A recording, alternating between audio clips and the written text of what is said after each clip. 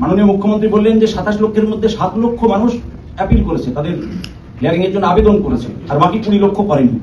তো আমরা মাননীয় মুখ্যমন্ত্রীকে প্রথমেই বলেছি যে অশিক্ষিত মানুষ কাগজপত্র বোঝে না, গ্রামের খেটে খাওয়া অত্যন্ত গরিব সম্প্রদায়ের মানুষ, তারা অতটা বোঝে না। তো তাদের সমস্ত মানুষের নাম তুলে দিতে হবে।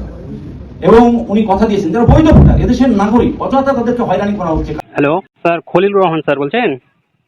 হ্যাঁ বলুন।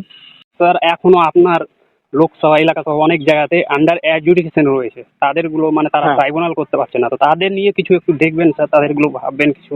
দেখ, আমি এটা বাড়ি ফিরছি শনিবার, মানে হ্যাঁ শনিবারই আর কি সকালে। হ্যাঁ হ্যাঁ হ্যাঁ ফিরে আমি সোমবার থেকে আর কি আমি হ্যাঁ এই এসআইআর শুধু যেটা হ্যাঁ। অ্যাডজুডিকেশন বলে নয়, হ্যাঁ, তারা হ্যাঁ। ট্রাইব্যুনালে হিয়ারিং ও হচ্ছে না, হ্যাঁ এইগুলোকে নিয়ে আমি একটু টিম বানিয়ে একটা কাজ হ্যাঁ, করবো আর কি। হ্যাঁ। মানে সে ডিএমকে ডেপুটেশন দেওয়া হোক বা হ্যাঁ হ্যাঁ।